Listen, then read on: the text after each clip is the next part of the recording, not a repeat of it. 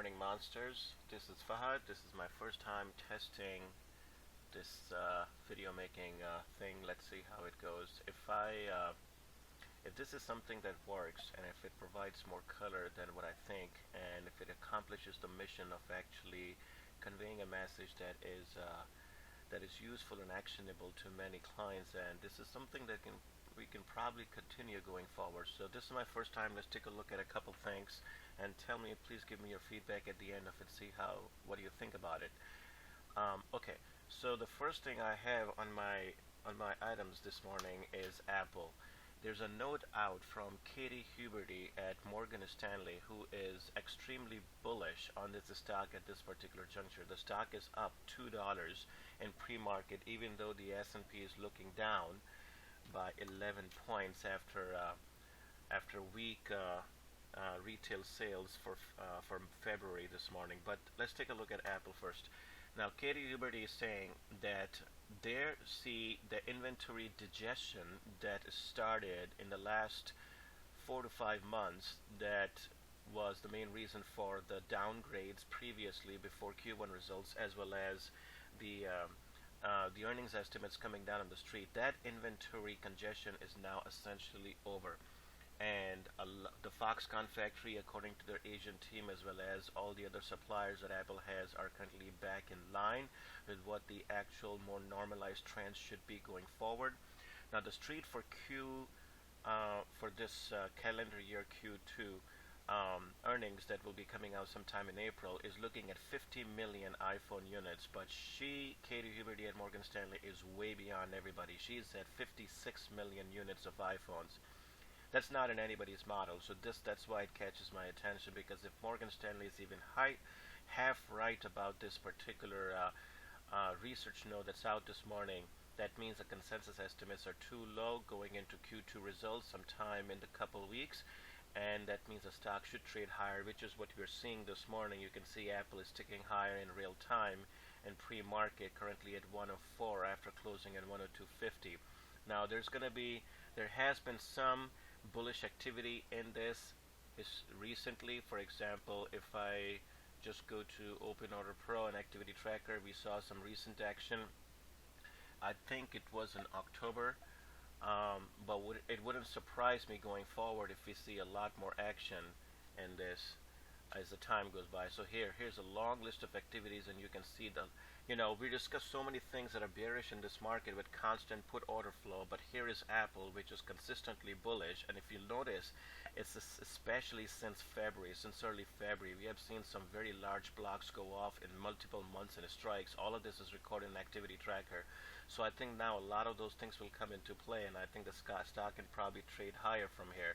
Just going back to the Apple daily chart, so we're going to break out from this bull flag right here after trading well for the last 2 weeks above the 50-day.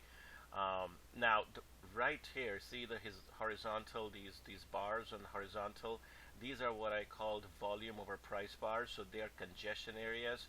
So if it starts to break out from here, the most logical target that I think it's going to go is right here, which you can see this right here. And so that takes us all the way to 108.71. That's the level that I'm looking at. Stock currently up in pre-market at 104, so there's still about $4 to squeeze to upside.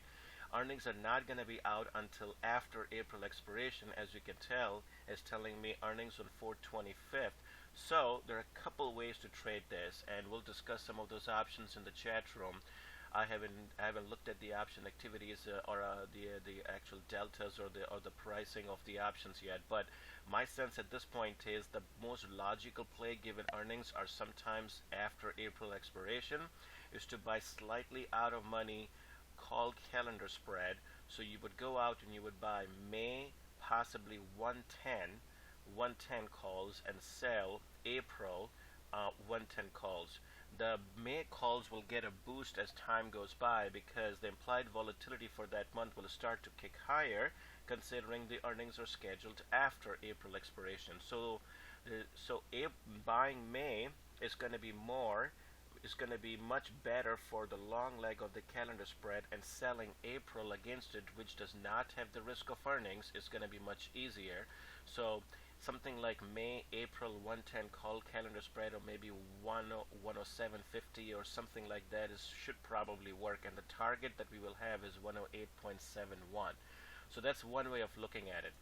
Quickly going through what other stocks are moving this morning. Valiant is just getting crushed. I mean, this thing here closed at around $69 yesterday. It's getting crushed down 57. Earnings conference call is not going well this morning. Remember, they basically twice they delayed the earnings report, and then finally they come out this morning and they release the earnings report, but then they still are only releasing preliminary sets of data. They're actually not going to be filing the 10K for a while with the SEC. So this is leaving still with a lot more questions than answers about the credibility of the management. The earnings did miss expectations. Actual was 2.5 versus 2.636. There's a lot of other moving parts here. They are reiterating guidance, but that doesn't matter. The guidance that they're telling us is going to be something like $9.50 for the EPS for the entire fiscal year, which, by looking at the price, you would think should make this stock relatively very cheap, because if it stays trading at 56 and you're guiding $10 EPS, is trading at 5.5 times earnings. But here in this particular case, this is purely this is clearly just a tough. The credibility of the management is on line. Pearson was thrown out of the board, and then he was brought back in after he came back from his surgeries. We have no idea what the heck is going on. The auditors are all over this. So stock is getting crushed. It's going to open at multi-year lows. Another thing I wanted to quickly discuss is this bullish note from Intuitive Surgical by Morgan Stanley yesterday. Now let's go back to ISRG chart that I showed yesterday. Where is it? Let's pull this up. This is the weekly chart. Long term was 6, 7 year, 8 year monthly chart that I showed yesterday in the chat room, setting up for breakout through 600.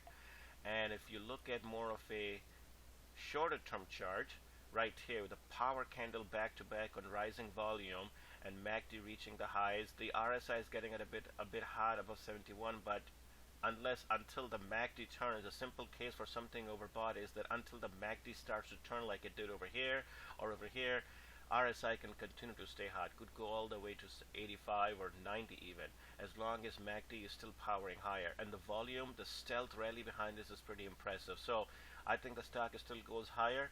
Now here is a note from for Morgan Stanley yesterday, which I'm going to be posting in chat from today. Now remember that if you go back to my notes under Market Digest, once again, if you go to tickers, go to activity tracker, type in ISRG, there was a little bit of bearish activity back in February, but it did not pan out. But most important thing is, if you open my notes that I have in ISRG, you will notice we discussed after earnings report some concerns about the competition, and I explain a lot of this over here. And that's why the stock had trouble performing after what was absolutely fantastic quarter, despite a lot of analysts raising estimates and everything. You notice that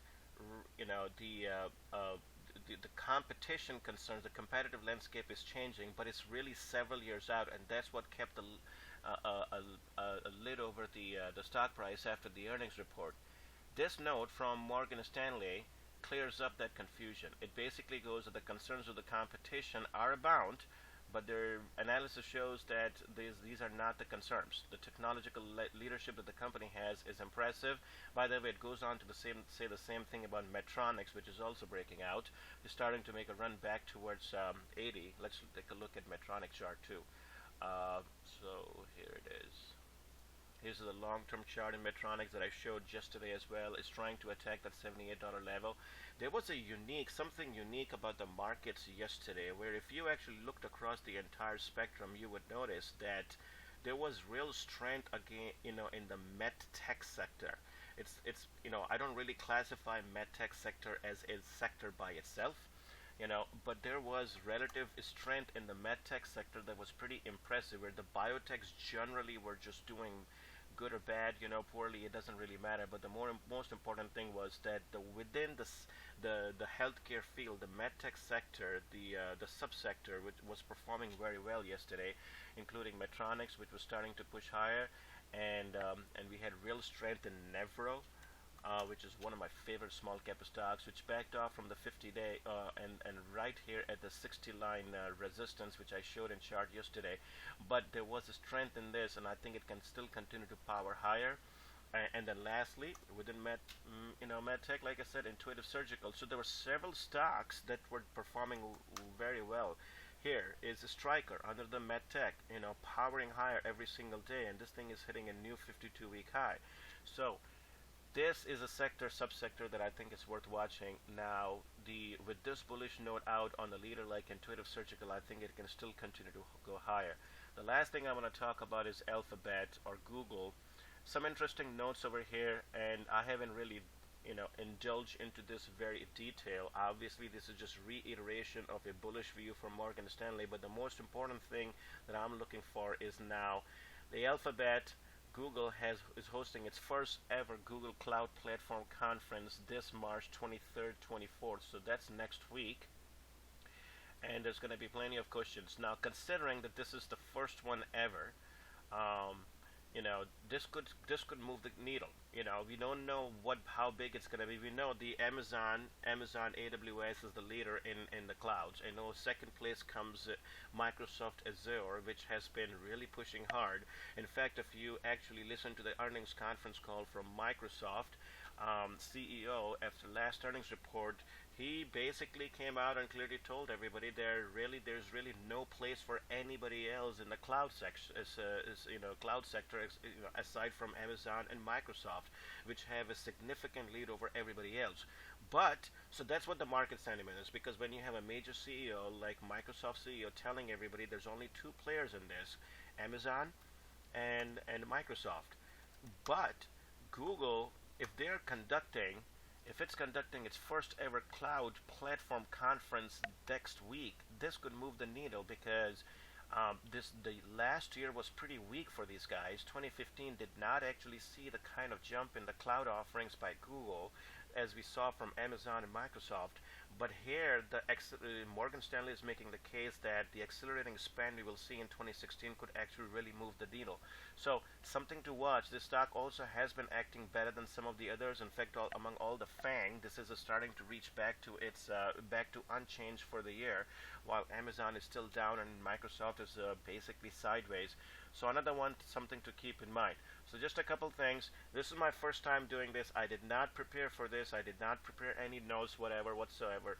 And so I just started. I just woke up this morning. I put my headphones on. And I said, you know what? Let's do this. Let's see what the heck comes out of this. And I'm going to let my clients tell me if this was god-awful thing I ever did in my life, or this is something that I should continue to improve on, because it could be something very useful and actionable. If it is useful, I'm going to think about different ways of how to create and provide content that is actionable and real time, and then maybe we can build this into something more unique. So let me know what you think. Thank you.